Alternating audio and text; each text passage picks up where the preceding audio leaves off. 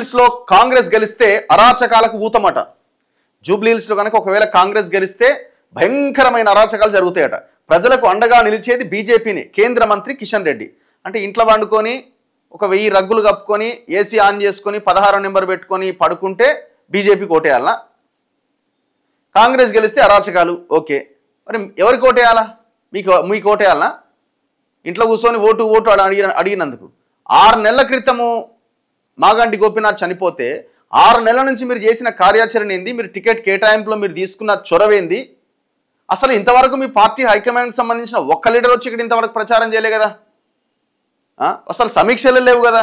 నిన్న వచ్చినట్టుండే ఆయన సునీల్ బన్సల్, మీ సునీల్ బన్సల్ నిన్న వచ్చి మీటింగ్ పెట్టినట్టున్నాడు కదా. మరి ఇంతకాలం ఎక్కడ పోయారు?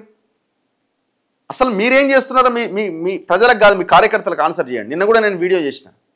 భారతీయ జనతా పార్టీ నాయకులు, ముఖ్యంగా కిషన్ రెడ్డి గారు, ఈ కొంతమంది 4-5 లీడర్లు, మీరు ఫస్ట్ మీ పార్టీ కార్యకర్తలకు సమాధానం చెప్పుకోండి. కాంగ్రెస్ వస్తే అది, బీఆర్ఎస్ వస్తే ఇది, అసలు మీరు రావడానికి మీరు చేస్తున్న ప్రయత్నం ఎందుకు చెప్పరాదు? మీకు ఎందుకు ఓటేయాలో, అసలు ఎంతమంది జనాన్ని అసలు ఓటు మీరు అడుగుతున్నారా, ఎట్లా అడుగుతున్నారో దయచేసి దానికి సమాధానం చెప్పరాదు?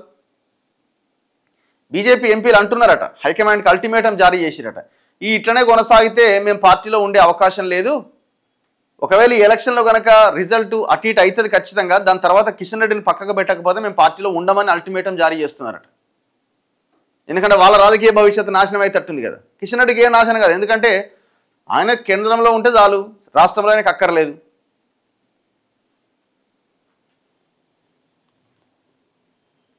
కనీస పోటీ లేదండి బీజేపీది, కనీసమైన పోటీ లేదు.